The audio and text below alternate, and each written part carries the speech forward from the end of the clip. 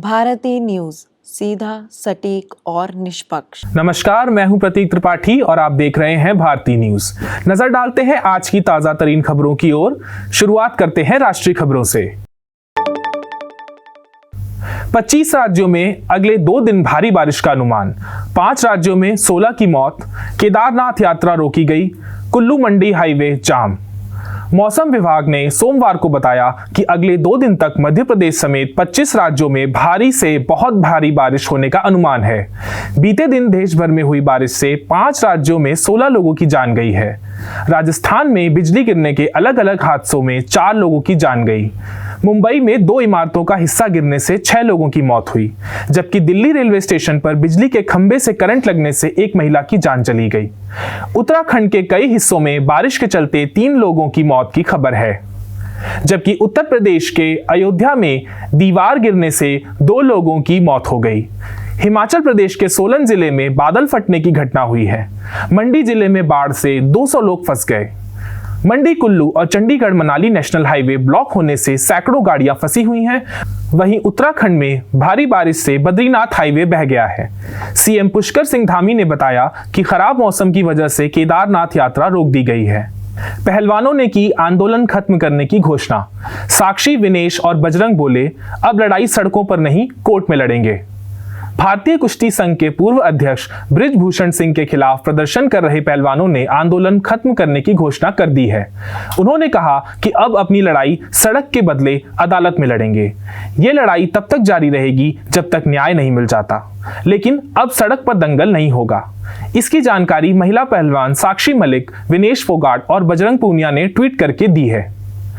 मणिपुर में 24 घंटे में उग्रवादियों के 12 बंकर ध्वस्त। सुरक्षा बलों ने 8 जिलों में सर्च ऑपरेशन चलाया।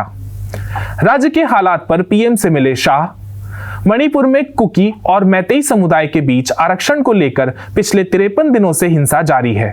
सुरक्षा बलों और पुलिस ने रविवार को राज्य के 7 जिलों में सर्च ऑपरेशन चलाया। न्यूज एजेंसी ANI के मुताबिक मणिपुर पुलिस और सुरक्षा बलों ने इन जिलों में पिछले 24 घंटों में हिंसा फैलाने वाले लोगों के 12 बंकर नष्ट किए हैं। पुलिस ने इन्हें उग्रवादी बताया है।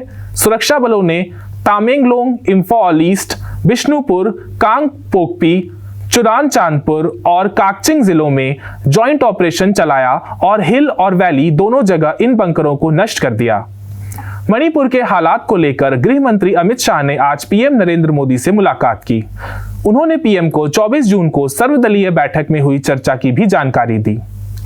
अब आपको ले चलते हैं अंतर्राष्ट्रीय खबरों की ओर। ओबामा को भारत की तारीफ में अपनी ऊर्जा खर्च करनी चाहिए। पूर्व राष्ट्रपति को अमेरिकी अधिकारी ने दी सलाह।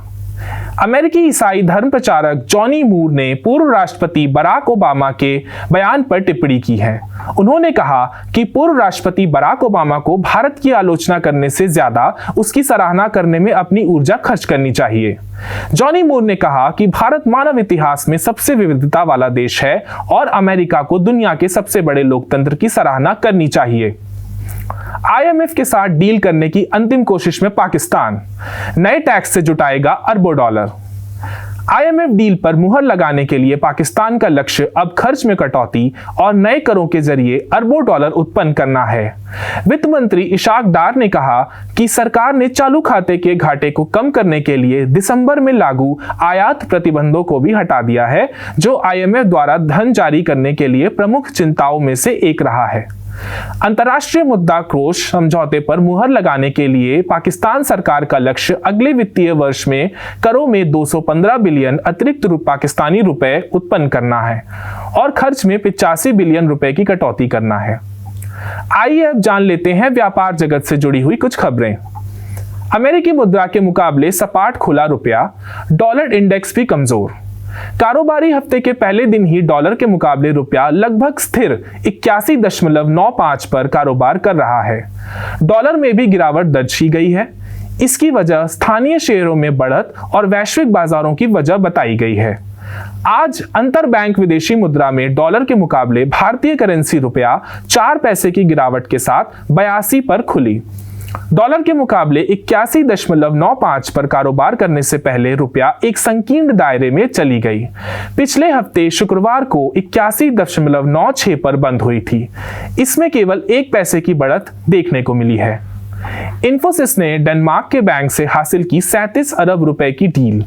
करार के तहत 1400 कर्मियों की होगी तैनाती। इन्फोसिस लिमिटेड ने डेनमार्क के डेंस्के बैंक से $450 मिलियन यानी करीब 36 अरब 88 करोड़ रुपए का डिजिटल ट्रांसफॉर्मेशन कॉन्ट्रैक्ट हासिल किया है।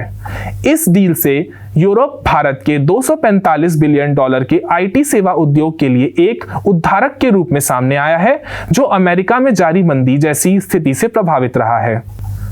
अब खबरें खेल जगत से। SAFF चैंपियनशिप, लेबनान ने भूटान को 4-1 से हराया।